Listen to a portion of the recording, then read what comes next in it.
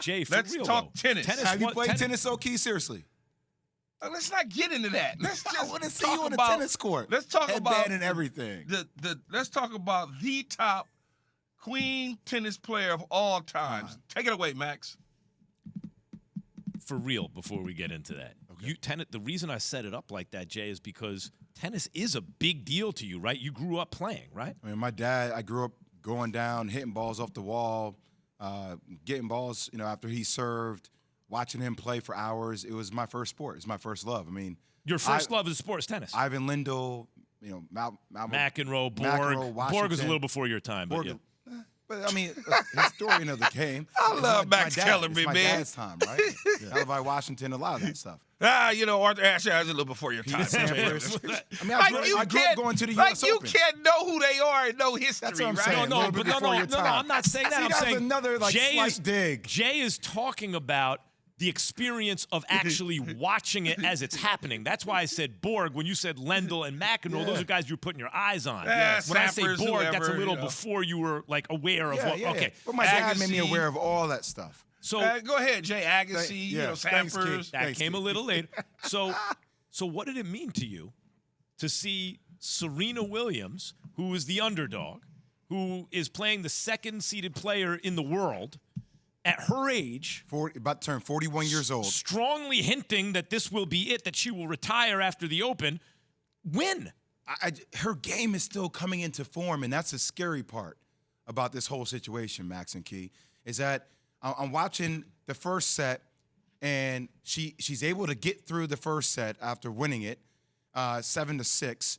And frankly, I thought she was going to lose steam. This is where you come into the natural thinking process of, okay, she's turning 41. She's going against a 26-year-old who is number 2 in the world. And by the way, this is her 6th match of the year, not her 6th tournament where she's had a ton of reps. And she's ramped up her practicing over the last 2 weeks. She's going to run out of steam. And by the way, Kontaveit played extremely well in the second set. I mean, it seemed like it was a blowout, right? 6-2 or something like that. So then seeing her turn it around and play well in that third set and find her rhythm again and her sea legs, look, her rhythm seems great. Her conditioning seems incredible. And last night I saw the best player in the world. And it's cemented to me when we think about Michael Jordan, Tiger Woods, who was at the game last night, who was at the match last night. Can she win the Open? I think she has a legit shot to win the Open. Absolutely, she can win the Open. But Key, having a child, 4 years ago, and then returning to this form, I think we're watching the greatest athlete ever to play in any sport. That's how I feel about it. It's been a slow comeback, so to speak, at times, but she's juggling a lot of different things. And I think what people have to realize is, Jay, you mentioned giving birth several years ago, but not just the giving birth part, taking care of the child, making sure that her baby is okay, being a mother, being a wife to her husband, all of those sort of things, on top of trying to fit in all the different business ventures that she's gotten herself involved in, paying attention to all those things, still dealing with the fashion, still having to deal with Nike, all of that. And on top of that, getting in the practice time to play tennis, to be able to get ready for the U.S. Open, that's a lot. I mean, I've had an opportunity to see that sort of stuff develop. And when you think about it, getting to where she is right now, knocking down the number 2 ranked player in tennis that everybody probably assumed automatically, okay, this is the last night we get a chance to see Serena Williams, so let me take the opportunity to do that now. And then erasing that person and moving on to round 3 is just one of the greatest things that I've ever seen in this particular sport. The other thing is, look, Tiger Woods, his dad famously wanted him to break Jack Nicklaus's records and all that. He didn't. He's still several away. And also, Nicklaus had more second-place finishes, third-place finishes, et cetera, even though there are more good players now than there used to be, right? So you got to balance that in, too. No one debates that Serena isn't the greatest ever. Like, she's considered the GOAT.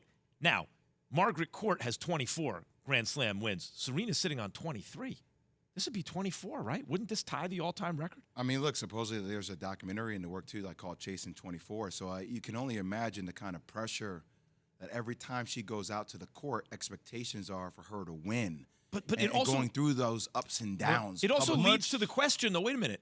If she does win and she's sitting on 24, would she walk away before 25?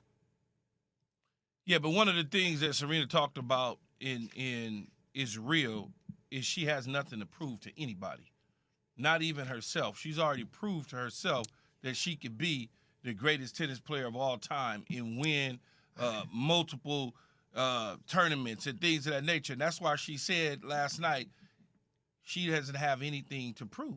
There's nothing to prove. If she get to 24, okay. But I think that I agree. There's nothing to prove, Key. But if you I got think that 24 number for her is one of those deals that's in the past. Like, she's not chasing it as much as she was a year or two ago. Max, I know we got to go to break, and I'm not saying that she fell out of love, but it sure as hell, when you watch last night, it seems like she's starting to fall back in love with what the game brings to her. And so maybe that means she's not done. It's interesting. Serena's odds were 50-1 to win this year's U.S. Open title, her longest pre-tournament betting odds in her U.S. Open career. She's now at 14-1 at Caesars Sportsbook. Cut it in more than a third. All right. Thanks for watching ESPN on YouTube. For live streaming sports and premium content, subscribe to ESPN+.